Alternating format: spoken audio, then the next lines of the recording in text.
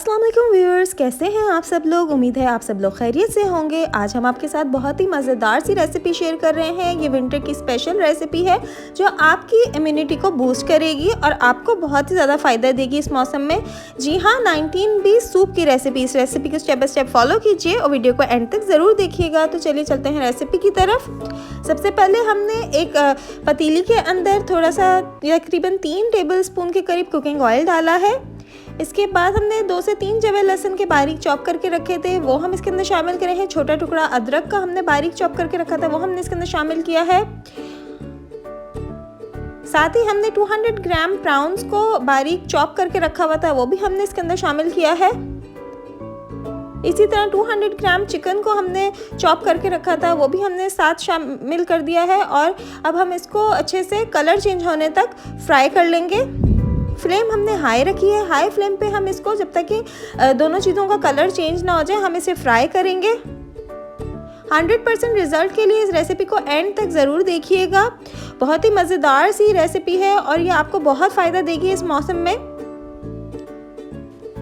Comment section में comment करके बताना ना भूलिएगा कि आप और कौन कौन सी रेसिपीज़ देखना चाहते हैं, ताकि हम आपके साथ वो शेयर करें। ये देखें, चिकन और प्राउंस दोनों का कलर बिल्कुल चेंज हो चुका है। इसका मतलब है कि ये बिल्कुल डन हो गया है। इसके बाद हमने थोड़े से तकरीबन आधा प्याली मशरूम, उसको भी हमने बारीक चॉप कर लिया था, वो हम इसके अंदर शामिल कर दिया है। मशरूम का भी बहुत ही मज़ेदार इसमें फ्लेवर आता है, बहुत ही टेस्टी लगते हैं ये भी। और अगर आप मशरूम नहीं पसंद करते तो आप इसको स्किप भी कर सकते हैं, क्योंकि बहुत सारे लोगों को मशरूम का टेस्ट समझ नहीं आता और कुछ लोगों को मशरूम से एलर्जी भी होती है, इसलिए आप इसको स्किप भी कर सकते हैं। अब इसमें 1 टीस्पून हम सॉल्ट ऐड कर रहे हैं। सॉल्ट हस्बे जायका है, आप सॉल्ट को बाद में भी अपने हिसाब से एडजस्ट कर सकते हैं। कुछ लोगों को सॉल्ट ज़्यादा पसंद है और कुछ लोगों को कम सॉल्ट खाने की आदत होती है। इसके बाद 1 टेबलस्पून हमने रेगुलर जो सोया सॉस होता है थिन वाला, वो हमने इसके अंदर शामिल किया है। इसके बाद 1 टेबलस्पून इसमें ओयस्टर सॉस ऐड किया है। अच्छे से इसे सॉटे कर लेंगे और इसके अंदर हम ये जो चाइनीज़ के ब्लैक सॉसेस होते हैं, इसकी क्वांटिटी ज़्यादा यूज़ कर रहे हैं। ख़ास तौर से इसमें जो कलर आता है 19B सूप में, वो डार्क सोया का आता है। इसके अंदर हमने 1 tablespoon dark soya sauce add किया है और ये आधा अभी हमने ऐड किया है, आधा हम रेसिपी में आखिर में शामिल करेंगे।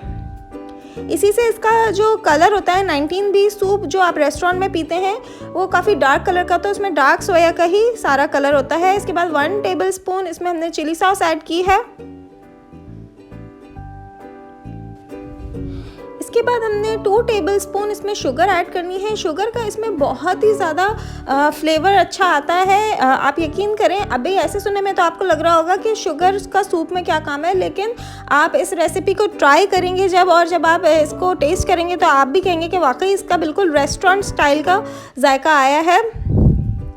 शुगर अच्छे से मेल्ट हो गई। अब इसके बाद हमने इसमें पानी ऐड किया है। तकरीबन 4 ग्लास के करीब हमने इसके अंदर पानी ऐड किया है। ये जो सूप हम बना रहे हैं ये आराम से 6 to 7 सर्विंग बन जाएगी। उस हिसाब से आप इसके अंदर पानी शामिल कर दें। जब पानी हमने शामिल कर दिए हैं, इसके बाद हम इसके अंदर 2 कनौर के जो क्यूब्स होते हैं, ज़्यादातर इजीली आप किसी भी कंपनी के ले सकते हैं। चिकन क्यूब्स जिसे कहते हैं, यखनी स्टॉक क्यूब्स होते हैं, वो आप इसके अंदर शामिल कर दें। और अब हमें इसे इसके अंदर मेल्ट करना है। अच्छे से हम इसमें चमचा चलाएंगे ताकि ये क्यूब्स इसके अंदर हल हो जाएं।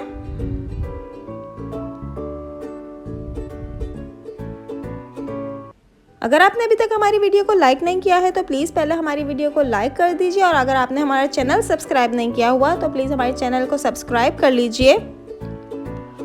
बेल आइकन का बटन प्रेस करना ना भूलिएगा। चिकन क्यूब बिल्कुल इसमें मेल्ट हो चुके हैं, बिल्कुल घुल गए हैं, डिज़ोल्व हो गए हैं। अब हमने 3 टेबलस्पून के करीब कॉर्नफ्लोर हाफ कप पानी के अंदर घोल के रखा था, इसका स्लरी रेडी कर लिया था। अब हम इसमें कॉर्नफ्लोर का स्लरी ऐड कर रहे हैं। बहुत सारे लोगों को ये शिकायत होती है कि कॉर्नफ्लोर डालने का तरीका उन्हें नहीं पता होता और वो जब कॉर्नफ्लोर डालते हैं तो उसमें गुठलियाँ बन जाती हैं।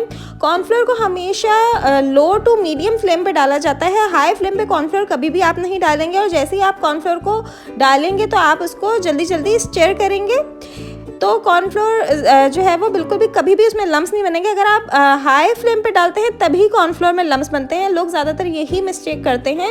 इसलिए जब थोड़ा सा मीडियम हो फ्लेम और थोड़ा सा ठंडा हो सूप, उस स्टेज पे आपने कॉर्नफ्लोर ऐड करना होता है। बाद में आपने फ्लेम को तेज़ कर देना है और उसकी डिज़ायर्ड कंसिस्टेंसी तक उसको थिक कर लेना है। इसके बाद हमने चॉप करके आधी प्याली इसमें कैरेट्स ऐड की हैं।